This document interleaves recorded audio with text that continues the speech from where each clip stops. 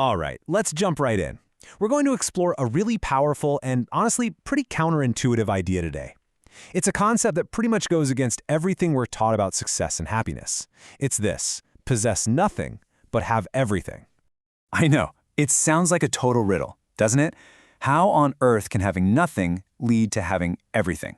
How can letting go be the actual secret to gaining it all? Well, that is the exact puzzle we're going to try and solve together, using some insights from a text that's just full of ancient wisdom. And you know, what's really wild is that this isn't some brand new, cutting-edge idea. Not at all. It's actually a core teaching that you can hear echoing through some of the world's biggest spiritual and philosophical traditions.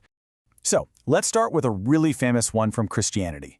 The message here is crystal clear. Don't get attached to stuff that can literally fall apart or rust away. The whole argument is that real, lasting wealth isn't something you can, hold in your hand. It's something you store in a place beyond the physical world. Then we have the Buddhist perspective, which really shifts the focus inward, to the mind. The goal here is all about non-attachment, training your mind so it doesn't cling to things. The source material basically describes our whole physical world as being like a dream. It's temporary, it's not totally real. And trying to grab onto it, it's like trying to hold on to smoke. It just slips right through your fingers. And then from Taoism, Lao Tzu gives us this beautiful picture of acting in the world without claiming ownership over anything. Just think about it for a second. Nature creates things constantly, but it doesn't own them. A river carves a valley, but it doesn't hold a deed to it. The teaching here is that the very second you try to squeeze and grasp something, that's the exact moment you start to lose it. So you see the common thread, right? It doesn't matter if we're talking about Christianity, Buddhism, or Taoism, the source says they all point to the very same truth. Real, genuine abundance isn't found in all the stuff you can collect, but in freeing yourself from that constant desire to collect it in the first place. Okay, so if letting go is the answer, why are we so completely obsessed with holding on?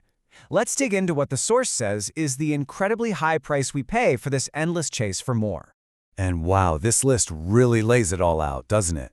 The source explains that the cost isn't just about the money you spend, it's the mental and emotional weight of it all. The constant stress of protecting what you have, the fights you get into because you always want more, the envy and jealousy it stirs up in other people. From this point of view, our possessions end up becoming a prison that we build for ourselves. And this chart just puts that central paradox in perfect black and white. The path of wanting it all, of grabbing and hoarding, ultimately leads you to being spiritually and emotionally empty. You end up with nothing that actually matters. But flip it around, and the path of possessing nothing, well, that's what leads to a feeling of true, complete abundance. This quote from the text is just so powerful. It takes this abstract idea of ownership and makes it painfully real. This is the mindset of possession in a nutshell. Taking something that should be shared, like a road or a piece of nature, and turning it into your own private toll booth. It creates walls and conflict where there should just be freedom. And the author argues that this isn't just a theory, it's the world we live in right now. You see it everywhere when public resources, things that belong to all of us, get privatized. Water, land, even just beautiful landscapes, suddenly they all have a price tag. So on a huge societal scale, this desire to possess leads to the exploitation of everything we're all meant to share. Okay, so that's the problem, and it's a pretty heavy one. But now, let's flip the script and look at the solution. What does this wealth of less actually look like? Well, the source gives us two really beautiful metaphors from nature to help us see it. Seriously, think about it. A bird doesn't have a deed to the forest or a title for the sky. It doesn't own a single thing, and yet it has access to everything it needs. The sunlight, the streams, the entire forest is its home. It has absolute freedom and wants for nothing that is truly essential. And it's the same kind of idea with the lilies of the field. They don't struggle a fight to own their little patch of ground. They just are. They simply exist, and in that effortless existence, they achieve this incredible state of beauty and splendor. It's a kind of abundance that doesn't come from striving. And here's the part where the author brings it all back home to us. The big lesson from the birds and the lilies is that we humans can also live without this constant feeling of lack. The key, according to the source, is to completely shift our focus, away from taking and possessing and toward giving and sharing. So this all leads us to the author's most radical and, frankly, provocative vision. What if we actually took this principle all the way to its logical conclusion? What would a society that was totally free from the very concept of ownership actually look like? So yeah, let's really think about that question. What if nobody owned anything? According to this text, the consequences of getting rid of ownership would be absolutely staggering.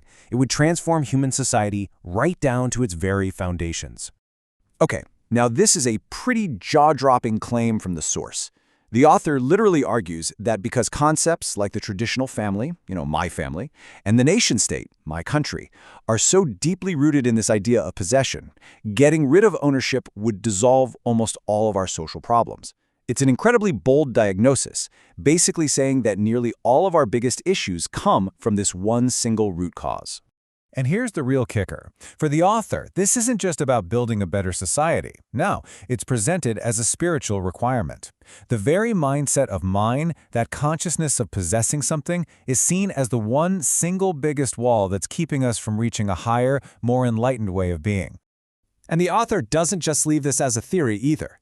The source actually points to a real-world experiment trying to put this philosophy into action, a community called the New Oasis for Life. It was set up by a group called Lifechanyuan, and their whole guiding ideal is for members to possess nothing yet get everything. Which brings us right back to where we started, but this time with a question for you to think about. We've just gone through this powerful argument against the whole idea of possession. So as we wrap this up, it's really worth asking yourself, in a culture that is constantly screaming at you to buy more, to own more, to accumulate more, what is it that you truly possess? And maybe more importantly, what possesses you?